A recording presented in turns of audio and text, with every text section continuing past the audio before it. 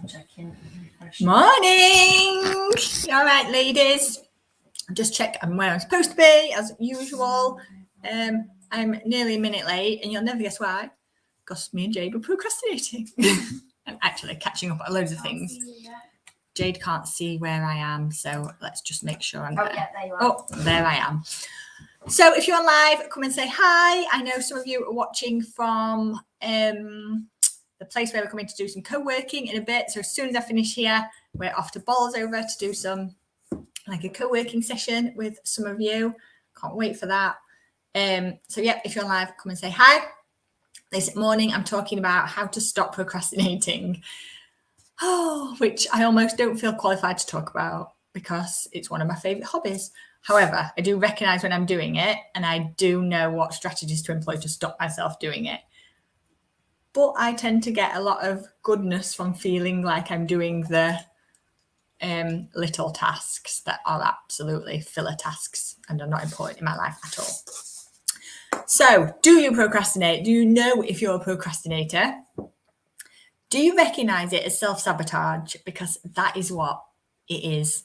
It is getting in your own way to stop yourself doing the things that would move you forwards for whatever reason. And we've all got so many different reasons, like fear of success, fear of failure, almost the motivation of getting stuck into something bigger. There's loads of reasons why we do it, but it is a self-sabotage behavior. And so some signs that you can recognize if you're a procrastinator is things like regularly having a hard time meeting deadlines. So I can know I've got a course. I'm so much better now. But so say when we do Benny's networking and I have to make the slides for Benny's networking, Jade will glare at me and tell me how many times she has texted me on the Sunday to see if I've done the slides for tomorrow, and I still haven't, and I'm still faffing around doing them.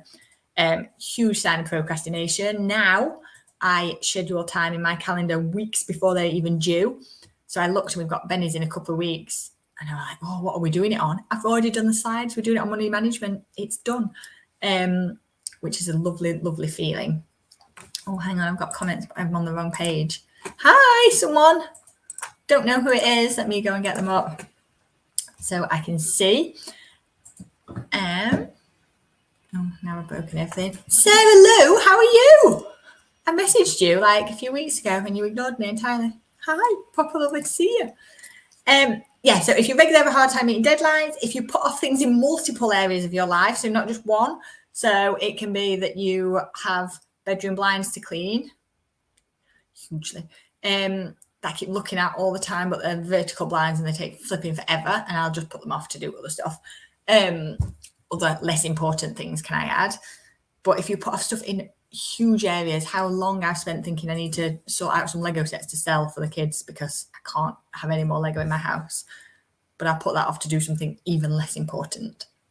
But then it's not even that the first task was important, it's that it played in my mind that it was one of those things that I just look at all the time, like, I need to do that, I need to do that, I need to do that, I need to do that. But I intentionally put it off. That's where we're procrastinating. If you get distracted easily, like if I could do a hands up of all the women in my group of who gets distracted easily, like so many of you, I could literally pick lots of you out there. Bright, shiny objects is something more exciting or new to do. How many times Jade's walked into our office and I've got a new piece of tech that we're about to employ because it's a bright, shiny object and it's useful for us. And some of them have been dead useful, some of them not at all. Some of them I didn't do enough research on in the first place. But yeah, where you get distracted easily. Where you catch yourself filling time with less important or more minor tasks. Hi! Jade and Sharon are already at co-working, waiting for us. You're having a big breakfast? I might be. I'll see. I forgot what I was saying. Oh yeah, where you catch yourself filling time with less important tasks. Also, if we go back to bright, shiny objects and getting distracted easily, Jade Walton, put your hand up. That's one of her favorite things. If you feel like your stress about everything is starting to affect your sleep or your physical health, you're procrastinating. The likelihood is you're not doing the stuff that would make you feel better because you're doing other things. If you can't seem to stop putting things off, even if you face unwanted consequences at school or at home or at work. So I don't want this stuff to happen, but my behavior is not aligning with what I'm saying at all. I'm just getting messages on my phone now that I've honestly to do with here in the end, but I just thought there might be. If you're questioning yourself whether you're just lazy, yes, Jackie, you and your bright shiny objects, have you fixed your printer yet? I hope that's a yes, and you can come today. Yeah, if you're wondering if you're just lazy, so many women here sort of say, I must just be lazy. I think I'm just lazy. And I'm like, look at what you do and achieve, just not in the areas that actually would move you forwards. You're doing all the time. You're busy all the time. You're just not doing the tasks that move you forward. Procrastination definitely doesn't just happen because you're lazy or unproductive, or that you don't know how to do things, although that can be a great reason to go and procrastinate. And self-doubt can certainly factor into why you do it in the first place. But all it does is then just turn into an avoidance tactic of facing it. Procrastination happens weirdly because you dread the emotional distress that you see coming. So the emotional distress from having to sit down and do my slides allows me to go off and procrastinate and do something else because I already know how I feel. I hate doing slides. I love rocking up and teaching. I hate the prep work. So I will do anything to put that off, even though I can't wait to deliver the stuff that I'm going to deliver. And if you live with anxiety, which again, I know lots and lots of you experience, you might spend a lot of time worrying about what specific tasks involve or feeling nervous about what could go wrong. And these kind of fears lead to delay and procrastination and doing something else instead. So yeah, there's a whole heap of stuff that goes into why you procrastinate, but the underlying basis is they're all self-sabotage behaviors. And then the link between kind of anxiety and stress about it and perfectionism plays a part. I've got hiccups in procrastination. So when you don't feel you can do something perfectly, you might start feeling anxious about it. So then you might not do it. And again, there are a couple of you in here that I could pull straight out on that. If I can't do it exactly the way I want to do it, I'll wait until I can. And therefore, I'll never actually do it because I'm never, ever going to get to the place where I can do it in the most perfect way, which is why my done not perfect line comes into therapy a lot.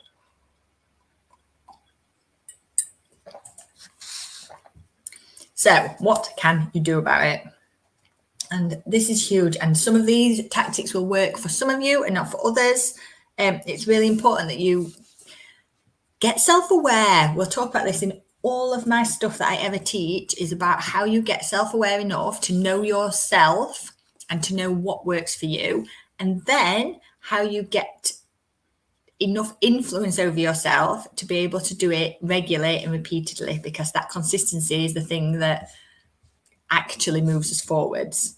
So the very first thing for avoiding procrastination is to get yourself surrounded by people who don't procrastinate or people who understand that they do and still get stuff done.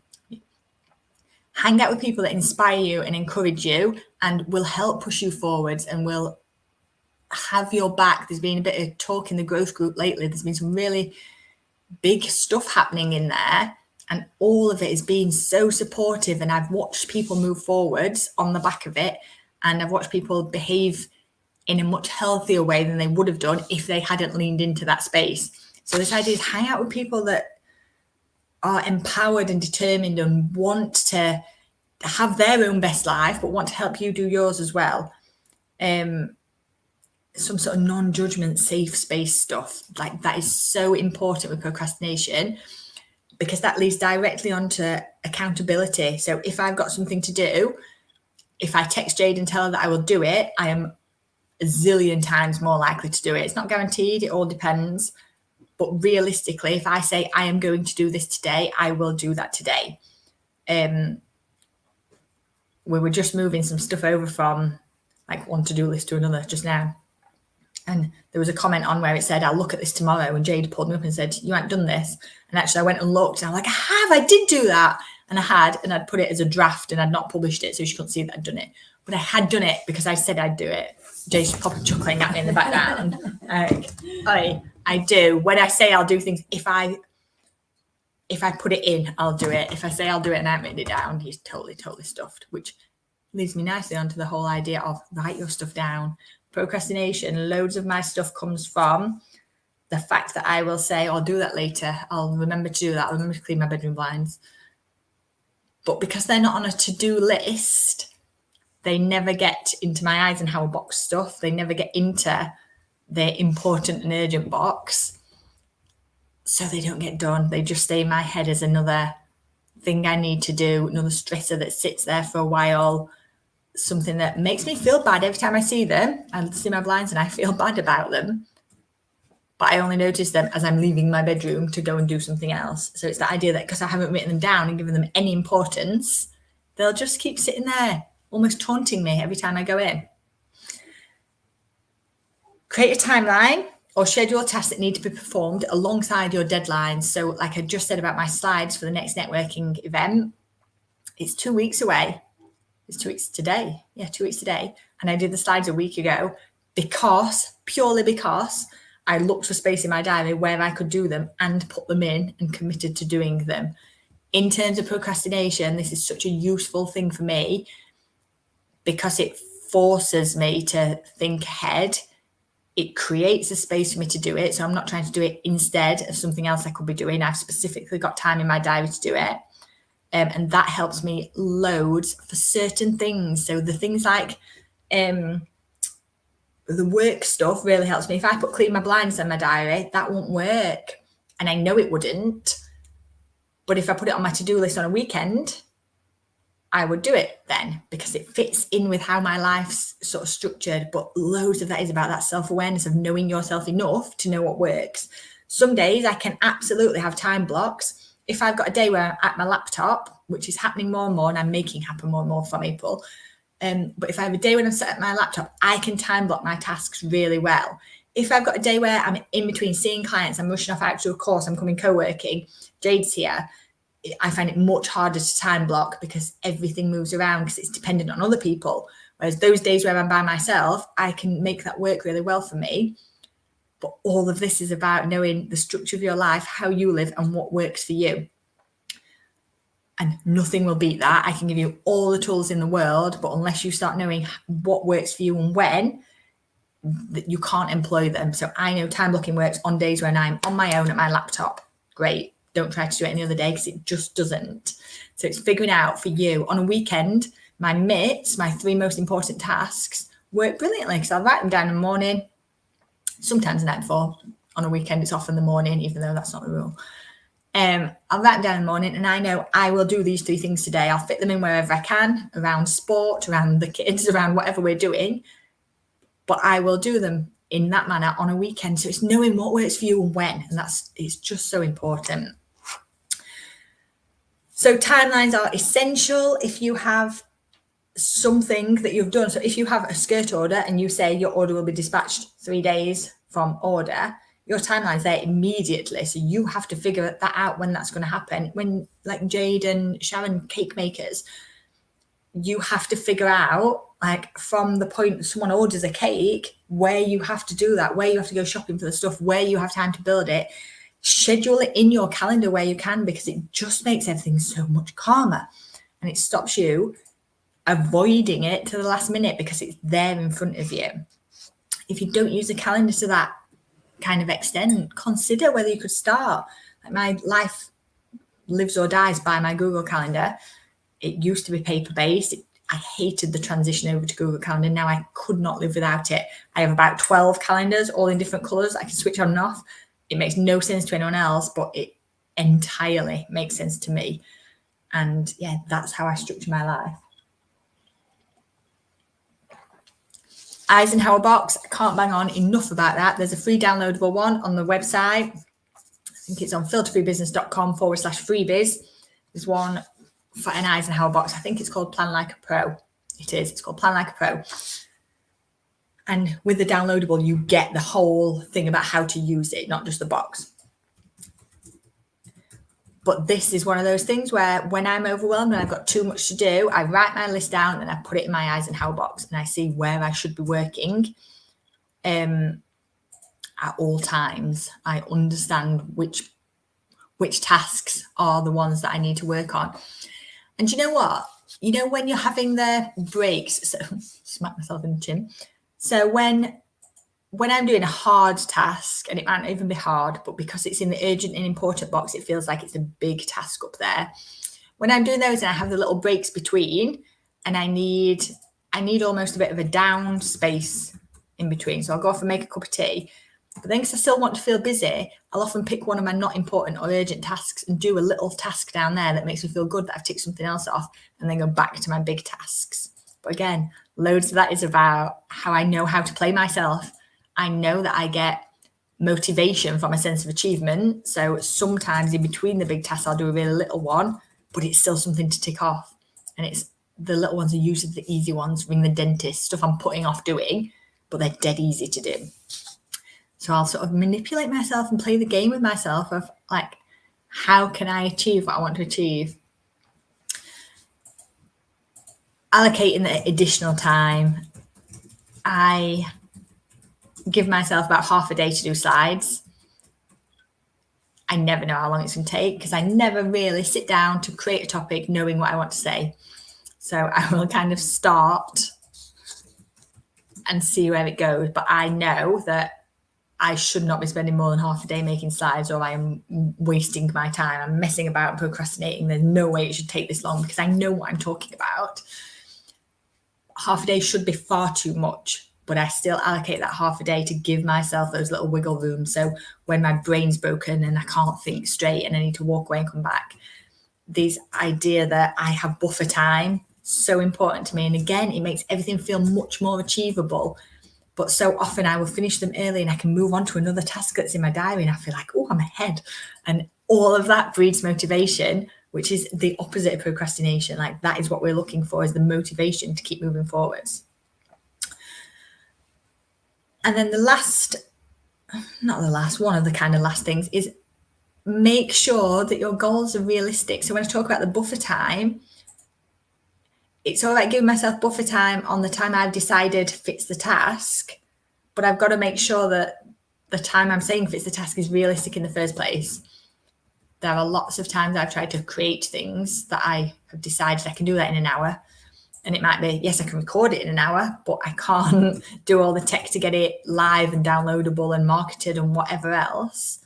So it's really making sure you're getting really specific on what you are going to achieve in that time, because if you don't, and then you fail achieving whatever you've said you wanted to, you lose the motivation, which is the whole thing we're chasing. You've lost that because you very much feel let down. And that's the opposite of what we're trying to create. So make sure that whatever you're setting yourself is entirely reasonable and realistic, and you can achieve it. But the kind of overarching thing for all of this stuff is about know what you want to achieve, and then know the steps that it takes to achieve that, and then walk the steps. So when we do strategy day, which we do every quarter, every 90 days-ish, everyone goes away with a really good plan. And if you're watching this and you are on strategy day or you're coming on the next one, you will know what I'm talking about. Everyone walks away with a plan. Does anyone go away and put that plan in their diaries? Does anyone go away and actually look at that? What steps do I need to take for this part of the plan? Let me schedule those in my diary within these next 90 days, because that is what we need to be looking at, is how we can create the space and time to do the stuff that we want to do, and then actually do it in the space and time we've created. Like that is the baseline for getting rid of procrastination. It's giving yourself space and time and then doing it in that space and time. Like that's it. It's no more complicated than that. But we're often waiting for the motivation to do it rather than recognizing, I've said I'm doing it, so let's just get on with it. And it's that fight and balance between ourselves. Does that make sense? Any questions? Throw them in. If you're watching it on replay, shout. Tell me you're on replay so I know you've seen it. If you've got any questions, ask. You can message me at any point. But it's that idea that we all have the same amount of time. Now, we don't all have the same amount of free time. So someone with younger children is in a very different boat. How I was with younger kids compared to now they're at school, totally different situation, but we do all have the same amount of time.